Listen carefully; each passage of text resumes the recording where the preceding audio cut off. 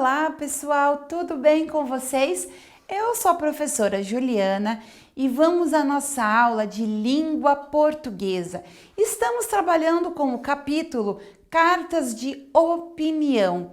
Vamos ver agora um pouquinho sobre a questão do uso das vírgulas na carta.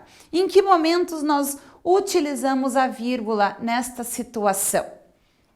As cartas costumam apresentar a data e o local onde foram escritas. Observe aqui o início da carta daquela aluna do 5º ano para a autora Eva Furnari. Tupi Paulista, vírgula, 25 de novembro de 2014. No envelope em que a carta é inserida, é necessário escrever corretamente o endereço. Assim, a carta chega a seu destino. Veja o exemplo. A vírgula é usada nas cartas para separar local e data, como, por exemplo, na carta escrita lá na introdução, separando o nome da cidade e a data. Por exemplo, se eu escrever uma carta de Teresina, então eu vou colocar Teresina, 10 de outubro de 2000, por exemplo. Então, a vírgula está separando o local de onde eu escrevi e a data que eu estou escrevendo. Usamos a vírgula no endereço e número. Então, olha lá, a rua, Rua dos Poetas, vírgula, número 111. Então, aqui a vírgula está separando o endereço, certo? Também usamos a vírgula para separar o nome da pessoa com quem falamos, quando o texto está todo na mesma linha. É o caso do comentário feito para Ziraldo na sua página de uma rede social. Lembra do comentário que tinha lá? Ziraldo, como boa mineira que sente saudade do mar. Então, olha lá, Ziraldo, vírgula, quando ela continuou a escrita na mesma linha, diferente da carta da aluna para a autora Eva Furnari. Então, vejam bem aí o uso da vírgula nas cartas, separando endereço e número, como vimos aqui no envelope, o endereço, Rua dos Poetas, vírgula, 111. Vimos também separando o local, lá no início da carta, o local de onde eu escrevi, da data, olha aqui, Tupi Paulista, vírgula, 25 de novembro de 2014, ok? Então, aqui foram exemplos do uso da vírgula na escrita de cartas. Vamos praticar um pouquinho na seção Mão na Massa. Insira corretamente a vírgula para separar local e data. Veja lá na letra A, eu vou apontar com a mãozinha do meu mouse. Combinado? Então, olha lá. Manaus, 20 de junho de 2020. Onde que eu ponho a vírgula aqui? Separando o nome do local da data. Então, Manaus, vírgula, 20 de junho de 2020. Letra B. Teresina, 12/7 de 2020. Também vou separar o local Teresina da data. Então, Teresina, vírgula, 12/7 de 2020. E, por fim, letra C. São José do Rio Preto, 15 de janeiro de 2020. São José do Rio Preto é o local. Então, São José do Rio Preto, vírgula, 15 de janeiro de 2020. Então, sempre separamos ali o local da data com a vírgula. Por fim, o número 2. Escreva no espaço a seguir o seu endereço completo. Insira corretamente as vírgulas. Como isso? Vimos lá, por exemplo, no envelope do Felpo Filva. Agora vamos imaginar, fazer de conta que eu moro na rua. Vou pôr o meu endereço aqui imaginário. Rua das Pedras, opa, vírgula, o número 100. Viram lá? Eu coloquei o nome da rua, usei a vírgula e pus o número, certo?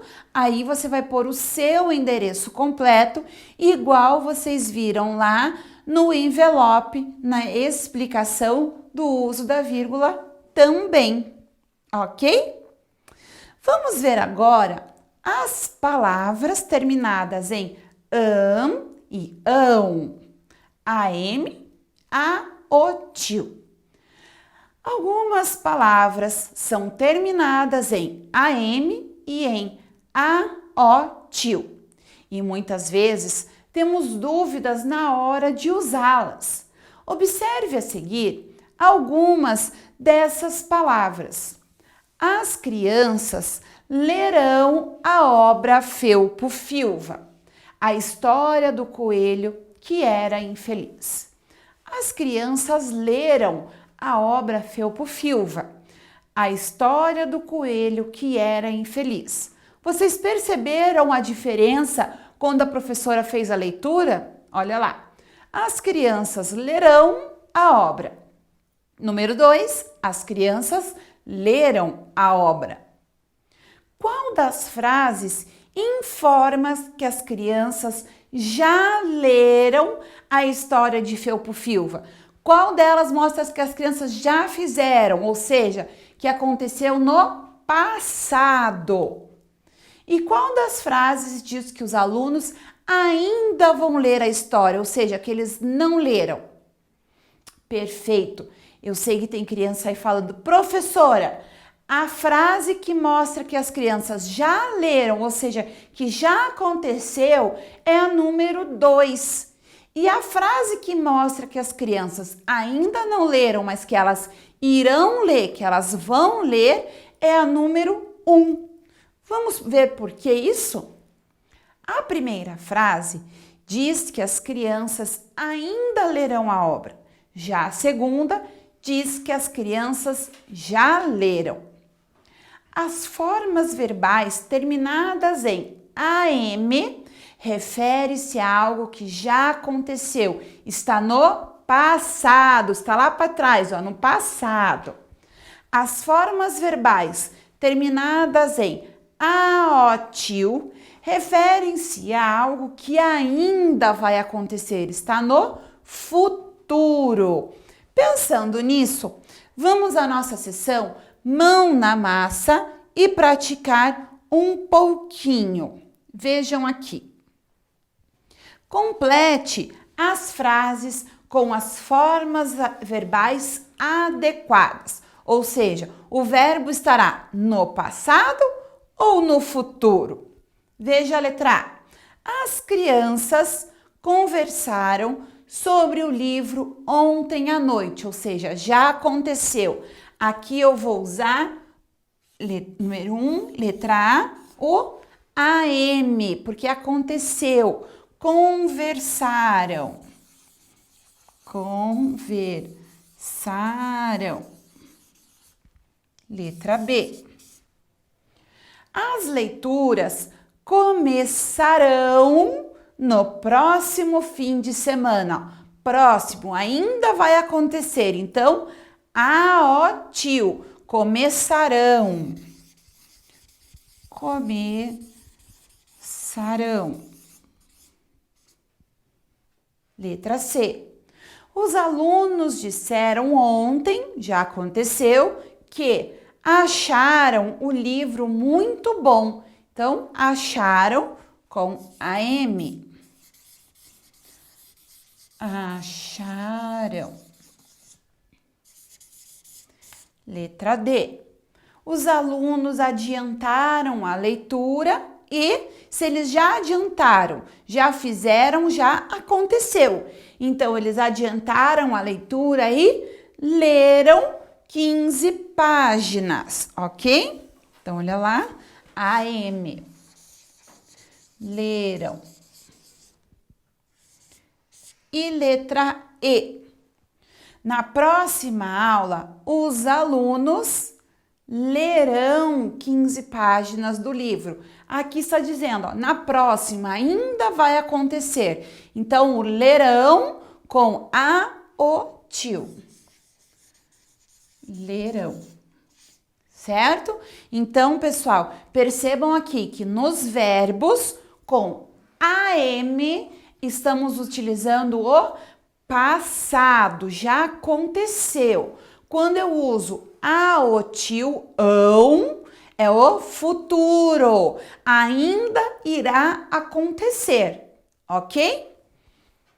E agora, na sessão, vamos produzir.